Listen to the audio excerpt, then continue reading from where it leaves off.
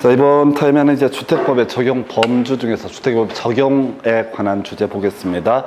대단히 짜증나는 파트 중에 하나입니다. 용어의 정의다 보니까 이유가 없어요. 그래서 지금 이제 주택의 분류, 그다음에 부대 복리 간선, 준주택, 주택단지, 공공택지, 그다음에 리모델링의 기본 정의, 이게 다 단순 암기다 보니까 상당히 시험 보실 때도 힘든 파트 중에 하나입니다. 그래서 약 2문제 가까이 구성되는 영역이 주택법의 적용 범주 등에 관한 용어의 정의. 그래서 제일 먼저 주택이라고 하는 거, 부대시설, 복리시설, 자 이렇게 있고요. 그 안에 주택이라는 게 있습니다. 이걸 전체를 묶어서 주택단지라고 부르게 되는데, 주택의 정의라고 하는 거 제일 뒤에 키워드 뭐야? 부속 토지라고 하는 것이 어떻다? 주택의 일부가 되게 된다. 그래서 여기서 살 붙일 게 있죠. 우리가 이제 주임법을 보게 되면은 대항력 우선 변제권을 갖게 됩니다. 그러면 이제 우선 변제권을 가지고 있으면 경매가 진행이 될 때 후순위 권리자보다 우선 변제권은 임차인은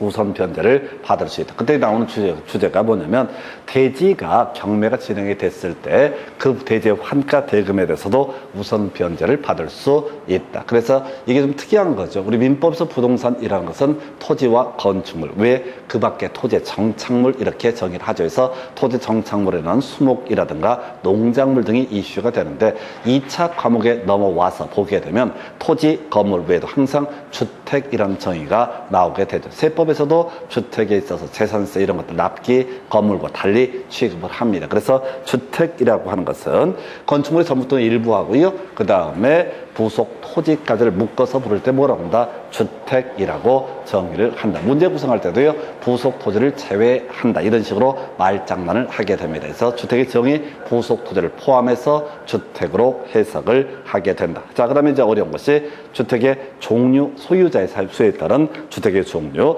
자, 우리가 건축법에서 주택과 그 다음에 주택법에서 주택이라는 개념은 달라지게 됩니다. 그래서 일단 소유자 수에 따라서 단독주택과 공동주택으로 대별을 볼 수가 있게 되는데, 건축법에서는 협의 단독주택, 다중주택, 다가구주택, 공간까지를 가리켜서 건축법에서 단독주택, 건축법에서 공동주택은 다세대 연립 아파트, 기숙사라고 하는 거, 이 네 개를 묶어서 부를 때 공동주택이라고 정의합니다. 근데 주택법은 분양을 목적으로 하는 그런 법이다 보니까 바로 공간이라든가 기숙사라고 하는 것은 어떻다? 주택의 범주에 포함되지 않는다. 물론 이제 학개론 공부할 때는 주택법상 주택 중에서 다중주택을 갖고 출제 쟁점을 삼아 냈었죠. 해서 5페이지 가서 한번 볼까요? 해서 왔다 갔다 하면서 설명드리겠습니다. 5페이지 가서 보시게 되면은, 주택의 종류, 주택법상 주택의 종류라고 해서,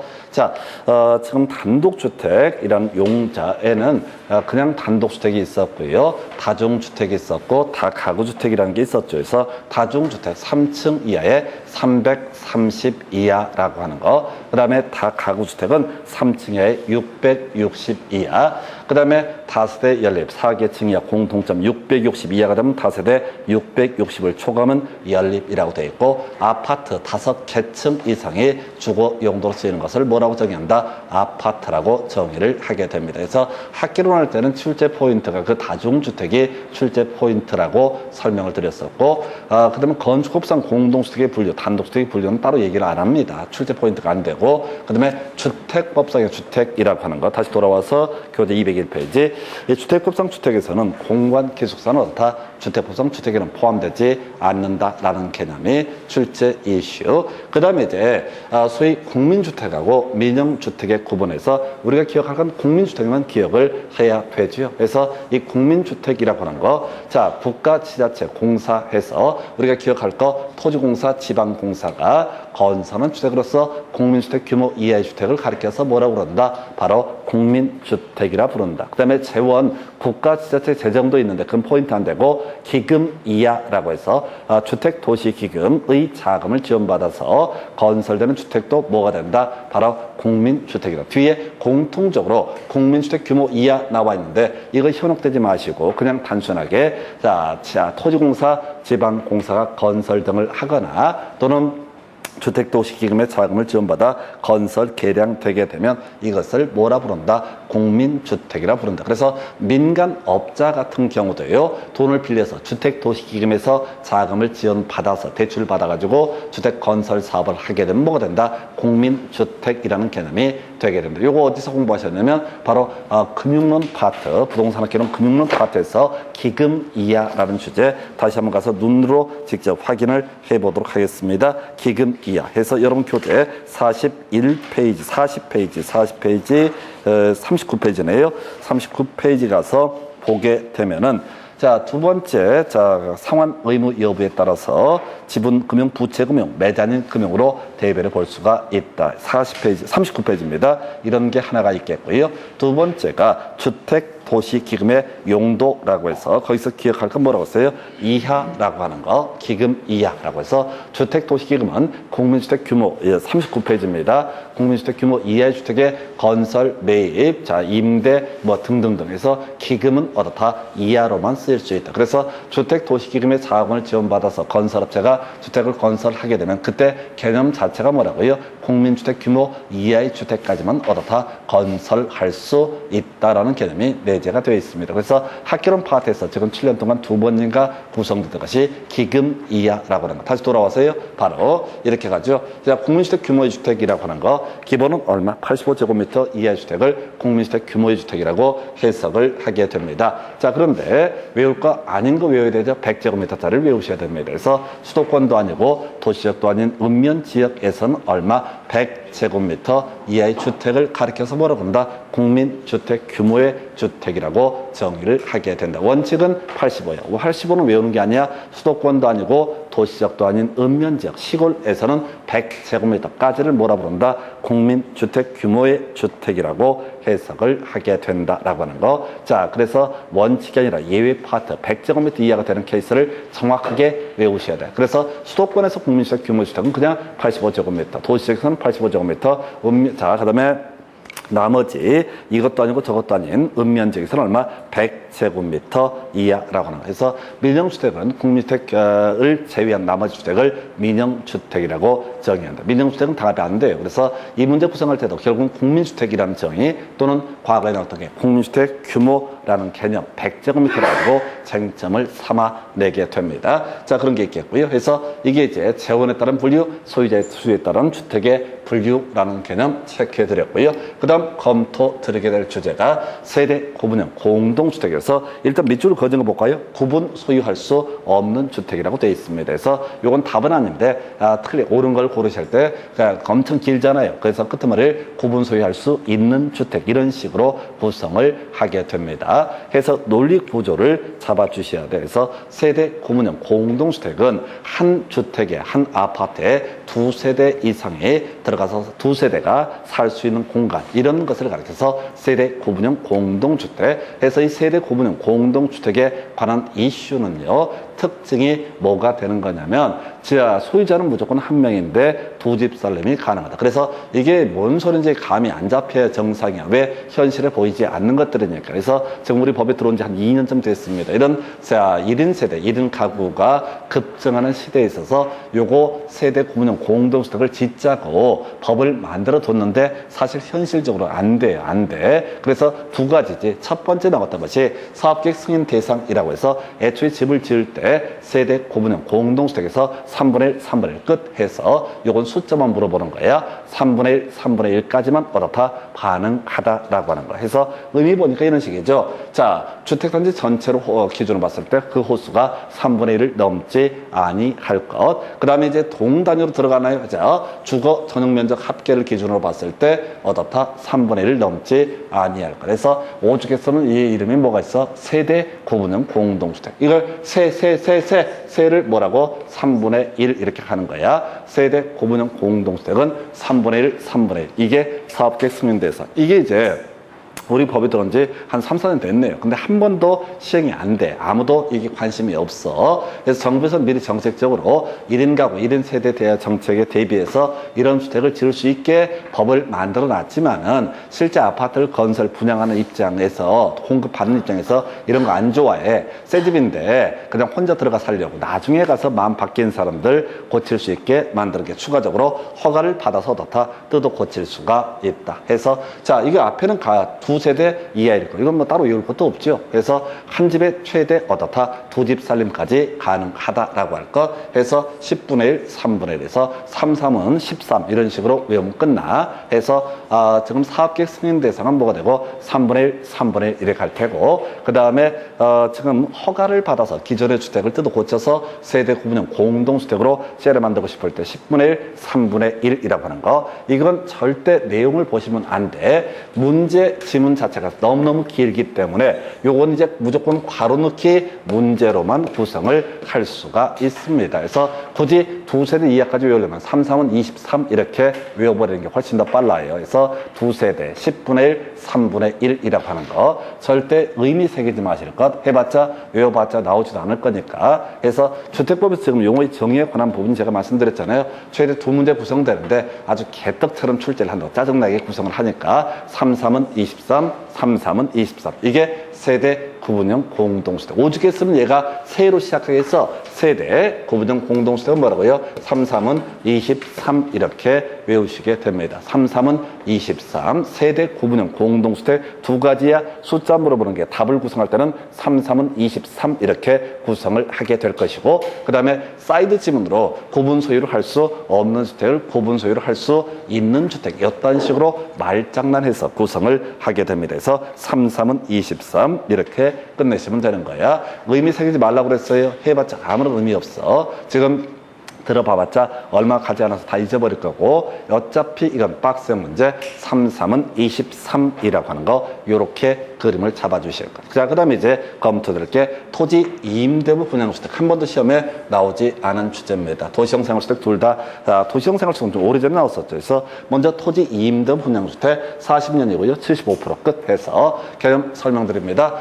반값 아파트라는 개념이 되게 됩니다. 반값 아파트. 그래서 이 반값 아파트는 우리가 원래 주택의 정의라는 게 건축물의 전부 또는 일부와 부속 토지를 묶어서 부를 때 뭐라고 그런다? 이것을 바로 주택이라고 정의합니다. 근데 지금 반값 아파트의 의미는 토지에 관한 소유권을 넘겨주지 않고 건물 부분에 관한 소유권만 넘겨주는 방식. 그래서 토지에 대해서는 임차료, 임대료를 지불하고 어떻다 월세 내듯이 일정한 임대를 지불하는 방식. 이게 토지 임대부 분양주택이라는 개념이 되게 된다. 그래서 이 토지에 대해서 임대차 기간 기본적으로 몇 년? 40년. 40년 지나가서 더 필요하면 75% 이상의 승낙을 동의를 하게 되면 어떻다? 40년의 범위에서 갱신할 수 있다라고 하는 거. 그래서 이걸 끝납니다. 한 번도 나오지 않았던 주제. 이것도 마찬가지야. 잘해봤자 지문 숫자 바꾸시기 할 것밖에 없습니다. 40년. 그리고 75% 이상의 동의 있게 되면 40년의 범위에서 갱신할 수 있다. 이게 있겠고 그 다음 여러분 교재 202페이지에 도시형 생활주택이라고 하는 거. 자, 지금 300세대 미만이라고 하는 거 일단 하나 외우셔야 돼. 300세대 미만이라고 하는 거. 뒤에서 우리가 주택의 건설 등에 관한 쟁점에서 논의를 해드리겠지만 이게요. 주택단지라고 하는 것이 300세대 이상과 미만은 현저한 차이가 있게 됩니다. 그래서 뒤에서 분할해서 사업계획 승인을 내준다라고 했을 때 얼마 600세대 이상이 됐을 때 다 분할해서 사업계획 승인을 내줄 수 있다. 그래서 하나의 공구라고 하는 것은 최소 얼마 300세대 이상이라는 요건을 충족을 해야 된다. 하나의 주택 단지는 어떻다고요? 300세대 이상이라는 요건을 충족을 해야 된다. 근데 자, 이게 300세대 이상과 미만의 차이가 뭐냐라고 했을 때 300세대 이상이 되면은 각종 편의시설 등 다 설치를 해야 돼요. 그런데 300세대 미만이 되게 되면 어떻다? 각종 편의시설 등 다 설치하지 않아도 된다. 그래서 도시형 생활주택은 주택을 300세대 미만으로 정의한 취지는 각종 편의시설 하나도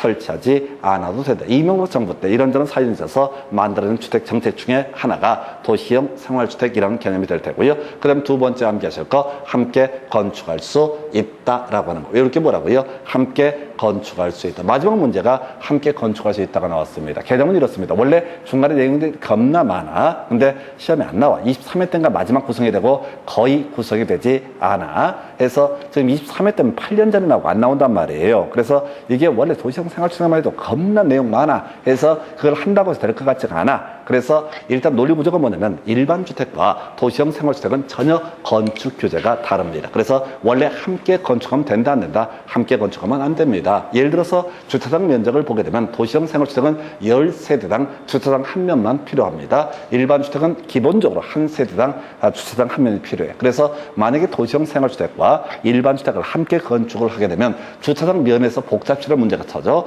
예를 들어서 도시형 생활주택이 200세대야. 그럼 주차장 20면만 있으면 돼. 일반 주택이 한 20세대가 같이 붙어 있다. 그럼 주차장 또 20면이 필요해. 그럼 40면 주차장을 확보한다고 쳤을 때 이거 누가 주차할 거냐? 바로 칼버림 합니다. 그래서 섞어지면 안 되는 거야. 근데 일정한 요건 하에서 다 함께 건축할 수 있다. 그래서 우리가 외울 게 원칙은 함께 건축할 수 없어야 함이 원칙인데 어떻다? 함께 건축할 수 있다. 이거 외우지 마요. 준주거적 상업지역 함께 건축할 수 있다. 그 다음에 85제곱미터 초과 함께 건축할 수 있다. 개념만 설명드리면 집주인이 관리하면서 85제곱미터 초과 요거 다 자기가 관리하기 오는 것이니까 함께 건축할 수 있다. 준주거적 상업지역 어디서 공부했었지? 바로 여러 군데 나왔는데 정비법에서 이런 거 있었죠. 재건축 사업에 있어서 관리 전문계획 방식 채택할 수 있다. 거기서 포인트가 됐던 것이 준주거적 상업지역에서는 오피스텔을 30%까지 추가 공급할 수 있다. 섞어서 공급할 수 있다. 그러나 재개발 사업이라든가 어디에서 주거 환경 개선 사업에서는 관리 전문계획 방식은 가능하지만 오피스텔이라는 것을 다 공급할 수 없다라고 하는 이런 게 논의의 포인트가 됐던 바가 있습니다. 그래서 준주거적 상업지역은요 역세권을 의미합니다. 그래서 역세권에다가 이런 직장인들이 도심으로 출근하기 편하게 만들자라는 개념을 뭐라고 한다? 도시형 생활주택 함께 건축할 수 있다. 이렇게 그림을 잡게 돼요. 그래서 사연 닥치고요. 그래서 300세대 미만 함께 건축할 수 있다. 이걸 뛰어넘는 문제를 걱정하지 마시라고 어차피 해도 기억을 못하니까 300세대 미만 하면 어떻다? 함께 건축할 수 있다. 그리고 나중에 나올 것이 도시형 생활주택은 분양가 상한제를 적용하지 않습니다. 분양가 상한제 적용 배제하는 게 관광특구, 도시형 생활주택은 어떻다? 분양가 상한제 적용하지 않는다. 그래서 분양가 상한제에서 부동산 학계론, 정책론 파트에서 출제 이슈 두 번 다 공통적 27회 30문제 공통적인 이슈는 키워드 적용이라고 하는 거. 적용 관련해서 적용 배제가 되는 것은 두 가지. 도시형 생활주택, 관광특구는 어떻다? 적용하지 아니한다. 그럼 나머지 모르면 다 어떻다? 무조건 적용한다. 이런 식의 논리 구조로 출제를 하게 됩니다. 그래서 최근에 나왔던 문제 중에 이런 거 있었지. 공동택지에서 공급하는 어쩌고 저쩌고. 자, 바로 분양가 상한제, 자, 적용주택, 공동택지에서 공급하는 주택에 대해서는 분양가 상한제를 적용하지 아니한다. 학계론에서 나왔던 틀렸던 문제 해서 적용하지 아니한다는 두 가지 관광특구하고 뭐가 있다고요? 도시형 생활주택만 어떻다? 분양가 상한제를 적용하지 아니한다라고 해서 키워드 뭐라고요? 적용이라고 하는 거. 이렇게 개념을 잡아내게 됩니다. 그래서 자, 도시형 생활주택 300세대만 함께 건축할 수 있다. 토지 임대부 분양주택 이름도 어렵습니다. 40년 75% 이상이라고 하는 거. 여기까지가 바로 주택의 종류에 관한 부분을 보셨어요. 자, 얘기 정리 한번 하겠습니다. 자, 주택 부속 토지를 묶어서 다 주택이라 부른다. 소유자 수에 따라서 단독과 공동으로 분류할 때 주택법에서 공관과 기숙사라는 것은 주택의 종류에 포함되지 않는다. 한편 재원 등을 중심으로 해서 국민주택과 민영주택으로 대비를 해보게 되는데 국민주택에서는 주택도시기금 얘기하고요. 토지공사, 지방공사 한번 어떻다? 이게 국민주택에 해당이 된다. 그리고 사이드 쟁점으로서 주택도시기금은 항상 국민주택 규모 이하의 주택, 건설, 리모델링, 그 다음에 매입, 임대차 이런 데 쓰이는 돈이 주택도시기금이다. 그래서 국민주택 규모주택 100제곱미터가 되는 게 아니라 100 이하를 외워야 돼. 수도권도 아니고 도시지역도 아닌 읍면지역에서는 얼마? 100제곱미터 이하까지를 뭐라 부른다? 국민주택 규모의 주택이라고 정의를 하게 된다. 그리고 나서 지금 봤던 것이 주택의 분류 중에서 세대 구분형, 공동주택. 구분 서열할 수 없는 주택. 그리고 33은 23이라고 하는 거.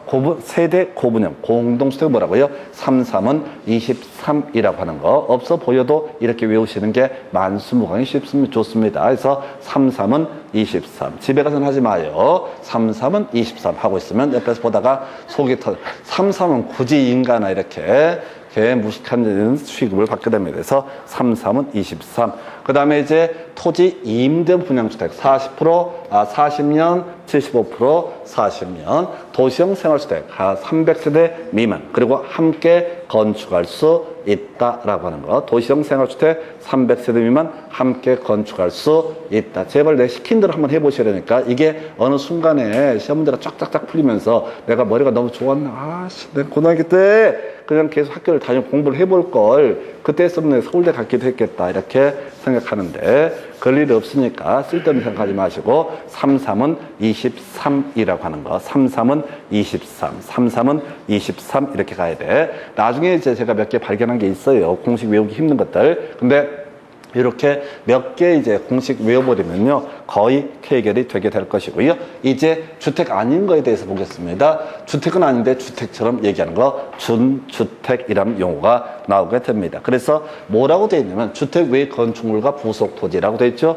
주택이 아니다라고 하는 게 준주택. 그러고 보니까 아까 국민주택 주택도시기금에서 국민주택 규모 이하 계속하면서 준주택의 건설 이런 데도 다 주택도시기금을 활용할 수 있다. 이런 게 아까 학개론 파트에서 있었습니다. 근데 이제 와서 준주택을 설명드릴까요? 기다노라고 하는 거. 이거 대가리 따서 기다노라고 해서 기숙사, 다중생활시설, 노인복지주택, 오피스텔 이런 것들은 주거 용도는 쓰입니다. 그러나 주택법에서 주택으로 분류하지 않습니다. 기숙사 분양하지 않습니다. 다중생활시설, 고시텔, 고시원을 의미하게 됩니다. 오피스텔이라고 하는 거, 노인복지주택. 노인복지주택은 보건복지부 소관 사무고요. 이게 일반 아파트랑 사실 똑같습니다. 그런데 우리가 주택, 청약, 종합저축 이런 거 가입해갖고 분양을 못 받고 연세 드신 분들, 일정한 자격 요건을 갖춘 분한테만 분양을 해주는 것을 노인복지주택. 그래서 소위 주택법에서 얘기하는 기다노라는 것은 주택법은 주택으로 분류하지 않습니다. 근데 아까 제가 도시형 생활주택 때 이런 개념을 얘기하면서 이명박 정부 시절에 주택 공급 부족 문제, 현실적으로 부족해졌거든요. 노무현 정부 때 주택가격이 급등하고요. 다시 집권했던 이명박 정부 당시에도 공급이 부족합니다. 그런데 이명박 정부에서는 잔머리를 굴립니다. 자, 바로 준주택 2만 세대 공급하고요. 도시형 생활주택 2만 세대 공급하고요. 일반 주택 2만 세대 공급해서 우리는 6만 세대를 공급한다. 그럼 사람들이 박수를 쳐. 이게 노가다 출신이 오해를 하니까 집을 많이 공급하는구나 라고. 왜? 노무현 정부 때 이제 일반 주택이 2만에서 3만 공급 분양하면 실제 한 4만 나와야 되는데 2, 3만밖에 안 나와. 그러니까 어떻게 돼? 주택가격이 급등하고 정권이 무너지게 되는 거지. 그거랑 같은 맥락. 이제 정권을 잡은 이명박 정부에서는 머리를 쓰는 거야. 이 무식한 국민들한테 어떻게 일반 주택 2만 세대. 그럼 이제 주택가격이 폭등하거든. 시장 심리가 불안해지니까 주택 가격이 폭등한다고요. 그때 이제 테크닉을 쓰는 거야. 준주택 2만 세대, 도시형 생활주택 2만 세대, 합이 6만 세대. 그러니까 국민들이 이게 노가다 출신, 십장 출신이 오야를 먹으니까 집을 겁나 많이 지어 올리는구나. 아니. 이미 있던 거야. 근데 통계 착시란 거야. 통계 착시. 기자들도 더럽게 무식하니까 국토부에서 발표한 자료 가지고 그 대문짝만하게 오야가 십장 출신이다 보니까 6만 세대 공급 예정. 그러면 시민들은 이게 역시 노가다 출신이 뭘 하니까 딴 거 몰라도 집은 많이 잘 짓는구나 라고 생각하고 시장 심리가 안정이 돼요. 그래서 약간 양아치 짓인데 어찌됐든 간에 기다노. 그래서 이게 주택시장이라는 게 그런 것 같아요. 어차피 심리전이야, 심리전. 그게 좋고 나쁘고의 문제가 아니라 사기를 치고 말고의 문제가 아니라 심리적으로 안정이 되게 되면은 어떻다 별 문제가 없게 되는 것이고. 자, 주택이 설령 부족하더라도 공급이 남아돌더라도 심리적으로 불안해지면 막 집 사두고 난리가 나니까 하여튼 기다노. 자, 우리 이명박 대통령의 고향이 어디야? 아니야. 쪽발이야. 얘기를 잘 들어보면 포항 아니야. 일본에서 왔어. 일본 어디? 기다노에서. 모르시는구나. 오이타현이라고 들어보셨을 거예요. 오이타현. 여기에 뭐가 있어? 지명 중에 기다노라고 하는 게 있어. 그래서 이게 바로 뭐가 된다? 준주택이다 라고 하는 거. 하여튼 개뻥이었습니다. 어디 가서 또 읊지 마. 이명박이 무슨 오이타연 기단호 출신이라며 이러고 혼자 말아야 돼. 괜히 가가지고 잘난 척하다가 잠깐만 있어봐다가 이명박 그 고향이 포항이 아니라면서 기단호라면서 이런 거를 어디 가서 읊지 말라고. 우리 원장이 그러더니 이런 얘기 하지 말라고. 같이 묻혀. 같이 전에 이제 가끔 얘기할 때 그런 얘기 하거든요. 지금 이제 우리 농취증 얘기할 때 그런 식으로 말씀을 드려요. 주어 신경 있으면 어떻다? 농취증 발급 받아야 된다. 나머지 다 농취증 필요 없다라고 이렇게 설명을 드린다고. 이게 시험용이야. 근데 어떤 수험생 중에 한 분이 시어머니한테 농지를 증여를 받은 거야. 농지를 증여를 받았다고. 그럼 농취증 필요해, 불필요해? 당연히 필요하지. 아니, 농지를 취득하면 농취증이 필요하다고, 원래. 근데 이 양반이 면사무소 가고 대판 싸운 거야. 봐봐. 우리 공법선생님이 얘기해줬는데, 걔 EBS 나와. EBS 나온 애가 해준 얘기인데, 주어, 신경. 이렇게 네 가지가 어떻다? 농취증이 필요하다. 나 증여받는데 왜 농취증이 필요하냐?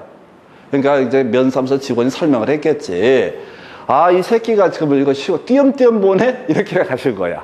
그래서 면사무소 직원은 대판 싸운 거야. 봐봐. 주어 신경이 어떻다? 농취증이 필요하다. 나머지 다 농취증 필요 없다. 이건 시험용이라니까, 시험용이라니까.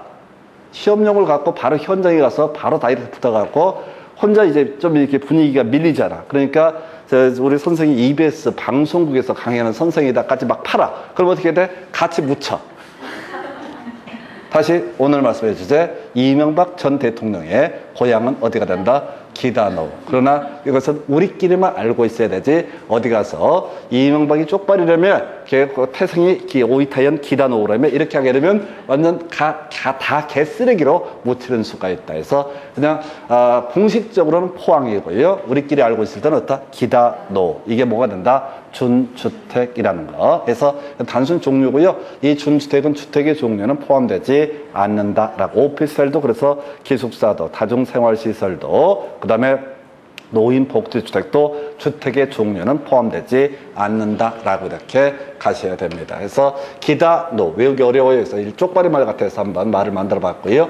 그 다음에 이제 부대시설, 복리시설, 간선시설이라고 합니다. 여기서는 이제 부대와 복리만 외우시면 되는 거죠. 그래서 부대와 복리에서 부대시설 이건 이렇게 연상시켜야 된다고 그랬어요. 엄마가 아빠가 퇴근할 때 차 끌고 아파트 한 집 들어갈 때 접하게 되는 것들, 이걸 뭐라고 한다? 부대시설이라고 정의를 하게 된다. 그래서 제일 먼저 차를 끌고 들어가면 대문은 보이지 않습니다. 대문 옆에 담장이라고 하는 거 있을 테고요. 그 안에 주택단지 안에 도로, 그 다음에 주차장이라고 하는 거, 그리고 관리사무소, 이렇게 네 가지가 뭐가 된다? 부대시설. 이에 비해서 주택단지 안에서 그 주민들이 생활을 하면서 이용하는 시설들, 이걸 우리가 복리시설에서 애새끼들 관련해서 어린이 놀이터, 유치원, 성인들 관련해서 주민운동시설, 어르신들 관련해서 경로당, 그리고 온 가족이 다 모이는 장소, 마트 이런 것들을 통칭, 미용실 뭐 이런 것들을 통칭하여 근린생활시설이라고 해서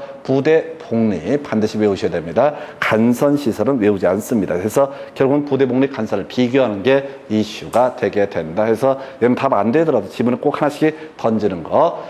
아빠가 엄마가 퇴근할 때 아파트 단지를 지나갈 때 접하게 되는 것들, 담장, 주택단지 안에 도로, 도로 끝에 뭐가 있어? 주차장, 그 끝에 뭐가 있어야 돼? 관리사무소. 이렇게 네 가지는 부대시설, 나머지 5개 바로 복리시설이라고 부르게 된다라고 할 것, 이렇게 해서 보셨고요.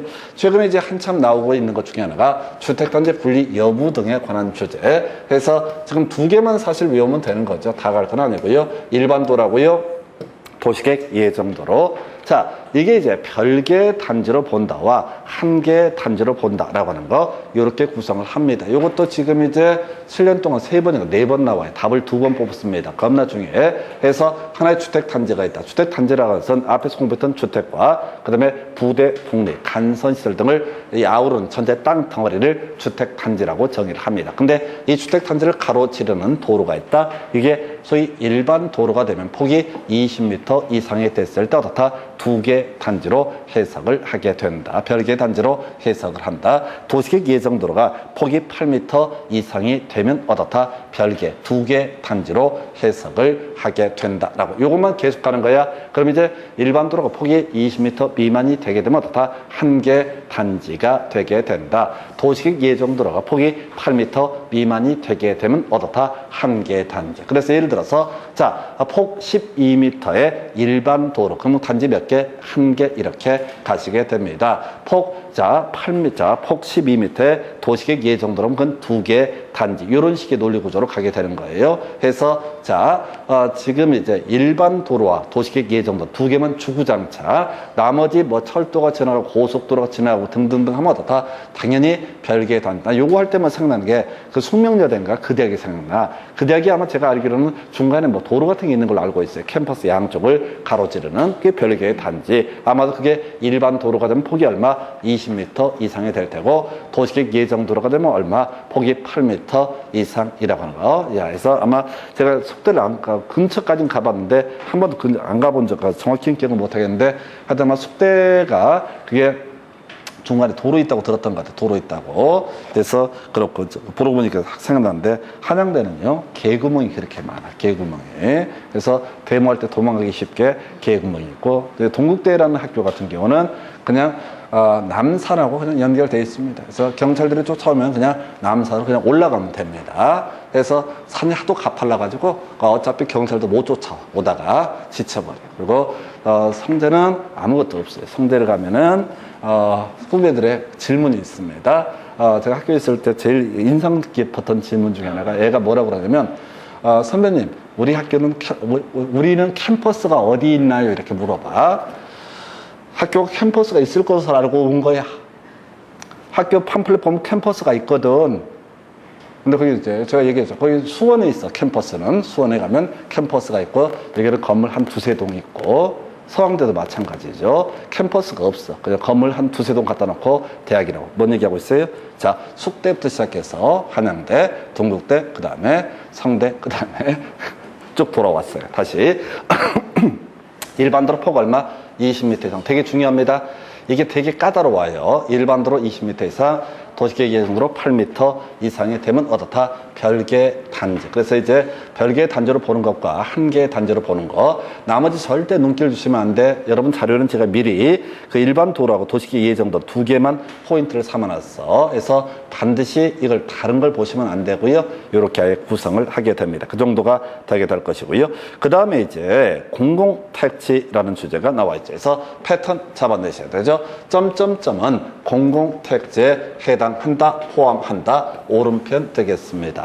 자, 우리 법에 공공택지의 종류가 무려 9개나 있습니다. 그래서 뭐가 나올지 알 수가 없어요. 그래서 시험 지문에 점점점은 공공택지에 해당한다, 포함한다, 무조건 오른편 이렇게 하시는 거야. 공공택지에 해당한다, 포함한다. 그럼 무조건 오른편. 그 많은 종류를 외우실 수 없어요. 패턴들을 기억하셔야 돼. 적용 의무가 면제가 되는 게 뭐라고요? 다. 자, 물류시설을 제외하고 다 어떻다? 적용 의무가 면제가 되게 된다. 그 다음에 이제 건축 신고 대상 다, 건축 신고 대상 다 신고하면 어떻다? 허가를 받은 것으로 본다. 이렇게 이제 패턴들을 잡아 나가야 돼. 바닥 면적이 포함되지 않는 거 다 이렇게 외웠듯이, 공공택지에 포함되는 거 전부 다 어떻다? 공공택지에 해당한다. 그래서 패턴 보통의 경우 점점점은 해당한다, 포함한다. 보통 오른편 구성하는데, 하여튼 공공택지 종류는 다 외울 수가 없습니다. 그래서 다 공공택지에 해당한다, 포함한다. 근데 자, 19회 때인가 20회 때 나왔던 문제 중에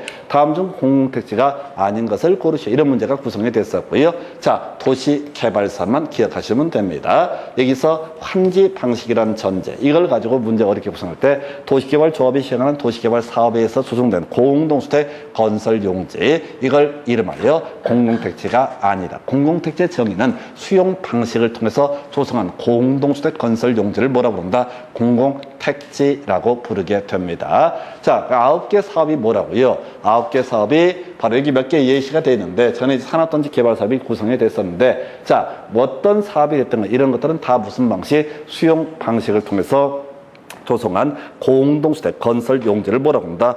공공택지라고 부른다. 그래서 유일하게 딱 한 번 공공택지가 아닌 걸 고르시해서 도시개발조합이 사업 시행자가 된다는 얘기는 이게 뭔 얘기하는 거냐면 환지 방식을 의미합니다. 그래서 환지 방식에 따라 조성된 공동주택 건설 용지는 어떻다? 이것은 공공택지가 아니다. 이게 나왔던 문제 전부야. 그래서 두 가지 유형. 하나는 점점점은 공동택지에 해당한다. 다 이렇게 갔던 것이고요. 그 다음에 19회 때 벌써 11년 전 문제입니다. 다음 중 공공택지가 아닌 것을 고르시했을 때 도시개발사업 운운하게 되면 어떻다? 그것은 공공택지가 아닐 수도 있다. 왜? 법에서 도시개발사업은 수용 방식에 한한다라고 전제를 깔고 있기 때문에 이걸 환지 방식이라고 표현하게 되면 어떻다? 또는 환지 방식 대신에 도시개발조합이 시행하는 도시개발사업에 의해서 조성된 공동주택 건설용지라고 표시를 하게 되면 이건 어떻다? 공공택지가 아니다. 그럼 이렇게 하는 거야. 점점점은 공공택지에 해당한다. 무조건 오른편. 다만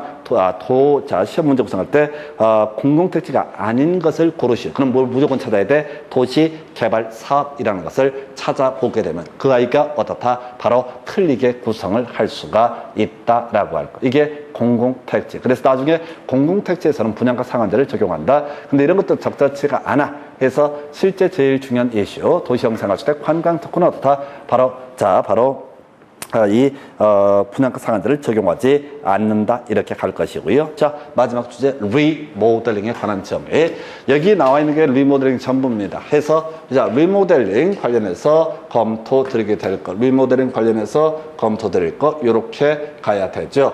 자, 먼저 우리가 리모델링은 증축과 대수를 묶어서 부를 때 뭐라고 한다? 리모델링이라고 부른다. 그 중에 주요 이슈는 15년짜리죠. 증축형 리모델링은 뭘 의미한다? 15년 경과가 되면 어떻다? 이것을 증축형 리모델링이라고 부르게 된다. 그래서 나중에요. 이 리모델링, 주택조합 등을 설립함에 있어서 기본적으로 항상 증축이 전제가 되니까 15년 이상 경과가 돼야지 어떻다? 증축형 리모델링 사업을 할 수가 있다라고 하는 거. 대수는 10년인데 쟁점되지 않습니다. 항상 증축을 중심으로 구성을 하고요. 자, 시험 문제 2번 나왔고 한 번 답이 됐던 거. 자, 수직 증축, 위로 쌓아 올리는 증축이라고 하는 거. 기존 건축물이 주택이 14층 이하가 되면 얼마? 2계층까지 증축할 수 있고요. 15층 이상이 되게 되면 얼마? 3계층까지 증축할 수 있다라고 해서 수직 증축형 리모델링이라는 개념 보셨고요. 그 다음에 리모델링 기본계 거의 구성되지 않습니다. 이건 이제 정비법이랑 똑같은 거죠. 10년 단위로 수립하고 정비법이 정비 기본계획과 같은 맥락 10년 단위로 수립하고 그렇다 5년마다 재검토를 하게 된다. 이것만 준비하시고 이걸 뛰어넘는 문제 버리셔야 됩니다. 해서 그 정도고. 자, 리모델링 작년에 나왔던 문제가 재작년에 나왔던 문제. 리모델링 하려면 나중에 허가 받아야 됩니다. 리모델링 하려면 어떻다? 허가를 받아야 됩니다. 근데 중간에 동의 요건이 너무 복잡해. 그래서 자, 최근에 골 때리게 나왔던 문제가 안전지단은 뭐 그렇다 치고 자, 일정한 동의 받고 그다음에 시군구청장한테 허가라는 것을 받으면 어떻다? 리모델링 할 수가 있습니다. 그런데 이제 이 동의했던 사람이 동의를 처리할 수 있을 것이냐라고 하는 거 당연히 처리할 수 있다. 단 전제 요건 허가 신청서 제출하기 전까지만 어떻다? 철회할 수 있다. 그래서 우리가 이제 기본서 같은 걸 보면 동의 요건 숫자가 다 나와 있는데 저도 못 외우고 외울 필요도 없어요. 그거 내면 어차피 틀리는 얘기니까 의미 자체가 없어요. 공부하실 때요. 틀리라고 내는 문제를 맞추겠다고 기득기득 용 써봤자 되지 않습니다. 제가 오죽했으면 아예 안 할까요? 제가 20년 넘게 했는데 너무 숫자가 복잡해서 의미도 없어. 자, 그런 거 연구하시는 분들 다 떨어집니다. 내가 장담할 수 있어. 왜? 정작 중요한 걸 놓쳐버리거든. 망하려고 숫자 외우다가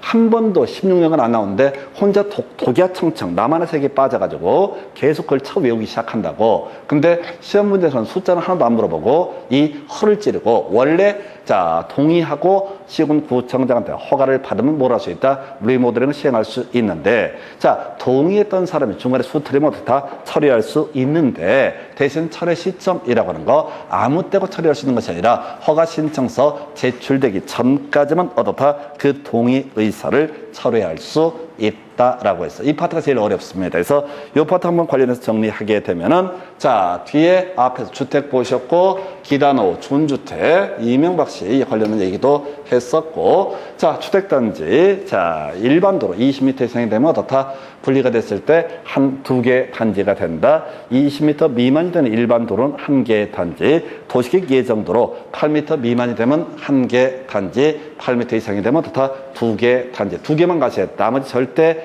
양 늘리시면 안 돼요. 자 이게 주택단지라는 개념이 되겠고 두 번째 이슈 공공택지라고 하는 거 다 어떻다 공공택지에 해당이 되게 된다. 자 근데 도시개발사업 운운하게 되면 어떻다 공공택지에 해당하지 아니할 수 있다. 다음 중 공공택지가 아닌 것을 고르시오라는 문제가 구성이 되면 무조건 뭘 찍어야 된다. 도시개발사업 예반 출제 기술상 틀리게 낼 수가 있다. 그 다음에 리모델링이라는 주제. 자 15년 증축은 얼마? 15년. 그리고 이게 수직 증축이 됐을 때 몇 층까지 증축을 할 수가 있는가 라고 했을 때 14층이면 2계층까지 15층 이상이면 3계층까지 수직 증축을 할 수가 있다라고 할까. 리모델링 기본계 10년 단수립 5년마다 재검토. 그리고 최근에 나와서 별 영향가는 없는 주제인데 리모델링 하려면 동의받고 일정하게 허가를 받아야지 소위 리모델링을 시행할 수 있습니다. 그게 주체가 입주자 대표회의가 되든 리모델링 주택조합이든 다 중요치 않아. 그런데 이 허가 신청 관련 동의의사 철회할 수 있고요. 이때 동의의사 철회는 허가 신청서 제출하기 전까지만 동의의사의 철회가 가능하다. 그래서 뭐가 나올지 모릅니다. 근데 최소한 기존에 나왔던 것들이라도 정확하게 개념을 잡아내는 게 필요합니다. 여기까지 오늘 자 이번 시간 주택법의 정의 등에 관한 주제 보셨고 나머지 이어서 가도록 하겠습니다. 수고하셨습니다.